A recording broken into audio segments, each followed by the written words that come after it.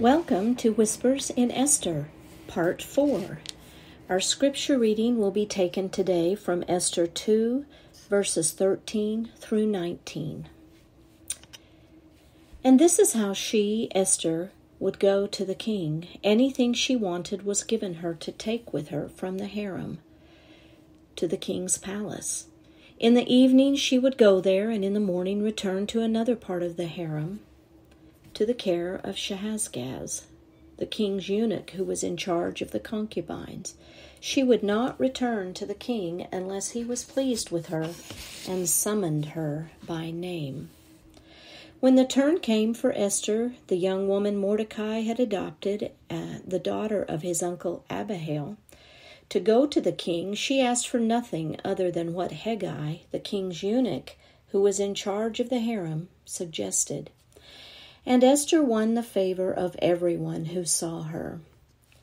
She was taken to King Xerxes in the royal residence in the 10th month, in the month of Tebeth, in the 7th year of his reign.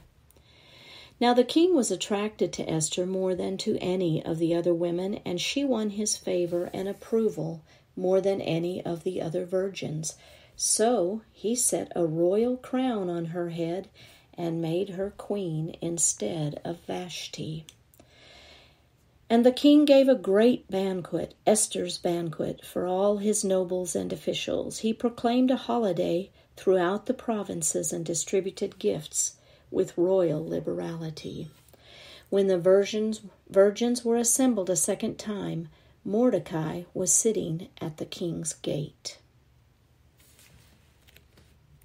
Especially chosen. How many girls were chosen as the most beautiful of the land? Who was Esther's competition? Most likely these young girls, teens, though probably more mature than a young teen of today, for young teens were already preparing for marriage and learning all aspects of running a household on their own. Nevertheless, it would have been difficult to leave home and be expected to compete on this level for such a high prize, becoming queen. Do you think the girls of that day ever dreamed of becoming a princess like some do today? Let's take a look back at life in Susa for a typical female.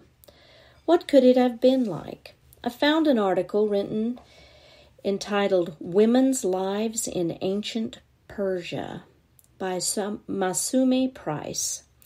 It offered some insight based on text discovered at Persepolis in 509 to 438 BC, and documents recovered from Susa, Babylon, and Mesopotamia. They found that the common women were not relegated to roles of subservience or obscurity in the Persian culture, but were an integral part. They often worked together outside the home with members of the opposite sex in work groups or at workshops. They often held positions of authority, sometimes with both male and female working under them, and their wages depended on their experience, not differing greatly from the males. And there were powerful women of wealth, for they could own and manage land and properties. In the palace, the king's mother held the highest rank in the royal court among the women. The second in rank was the queen, the king's chief wife and/or the mother of the crown prince. After these two women came the king's daughters and sisters. Each had a title and rank that was very defined. A queen had great responsibility. She wasn't just a figurehead or a trophy wife. Royal women had their land and properties and even their own administration to manage their wealth. The king's word was law, but the women of the court had freedom and independence and were involved in the business of the economy. They traveled and controlled their wealth, enjoying economic independence within the king's purview, of course. Quite an interesting look at life 2,500 years ago, huh? I am reminded of the Proverbs 31 woman who, quote, considers a field and buys it. Out of her earnings she plants a vineyard. She sets about her work vigorously. Her arms are strong for their tasks. She sees that her trading is profitable, and her lamp does not go out at night. This was not a woman of leisure. She was a powerful woman who took care of her family, respected her husband, and was an asset to him. God did not put a woman in a place of subservience, but a place of honor. He gave us brains and talents to be used for His glory and for contributing to society. We are helpmates to our husbands, if married, and must choose to submit to His authority out of love for God, our Father. The world into which Esther was thrust was a world of wealth and power, a very different one from the one in which she had grown up, one where she was known and loved and familiar with her daily routine. How would she handle it? What would happen to her now that she was forced to compete for a position for which she didn't ask? It seems Esther stayed true to her upbringing and was a credit to Mordecai. She obeyed his instructions, remembered her manners, and did not reveal her ethnicity. So no one knew she was the daughter of a captured people. She obviously put forth her best effort to be her best in the task set before her, though she must have been experiencing culture shock. As Esther neared the completion of her year of instruction and preparation, I imagine she was concerned, if not frightened, looking forward to her interview, her one night with the king. She must have plied her maids with questions about all the aspects of palace life and queried, had they seen the king? What was he like? Side A of the harem was all virgins, those who had never been intimate with a man. How would they know what to expect, I wonder? It is my thought that the palace had older women to instruct the young ones on what would please the king. Otherwise, how would they know what to do, how to act? There must have been lots of talk about it in the days leading to their special night. Afterwards, they would no longer be a virgin, no longer be able to marry. Their world would change again. When a girl's special night came, quote, anything she wanted was given her to take with her from the harem to the king's palace. In the evening she would go there, and in the morning she would return to another part of the harem, to the care of Shahazgaz, the king's eunuch in charge of the king's concubines. She would not return to the king unless he was pleased with her and summoned her by name.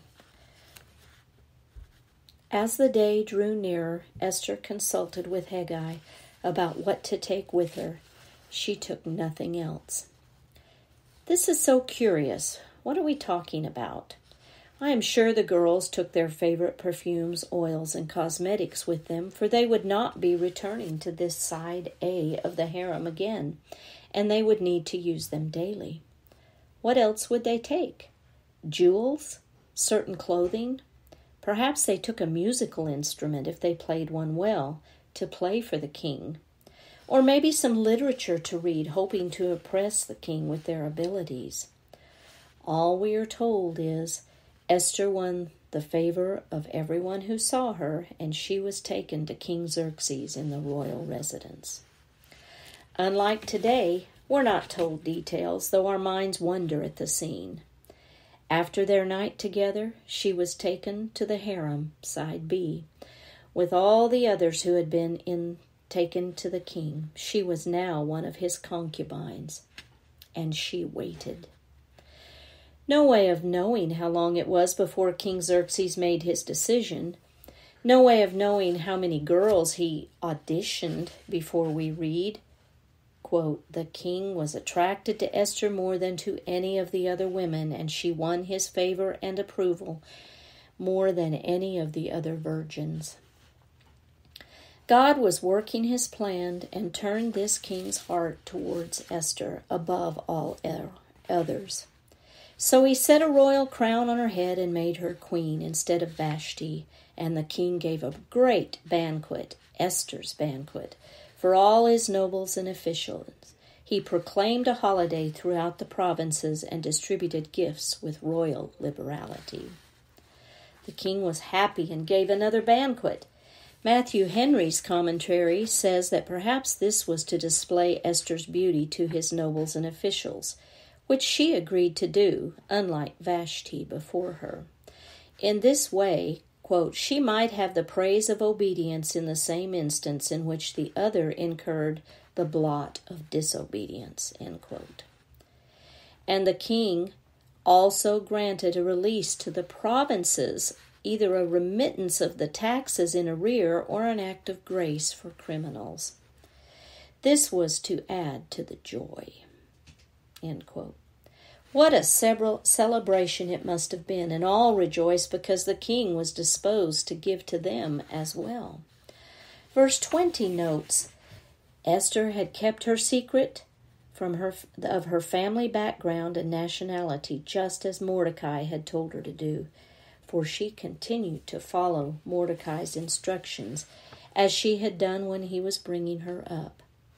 Esther did not forget the one who had cared for her and brought her up so tenderly as his own. She still gave respect and honor to him and did not forget her roots. As we proceed, we will see intrigue begin. We will marvel at the working of God behind the scenes, how he puts Mordecai in just the right place at just the right time to prevent a murder.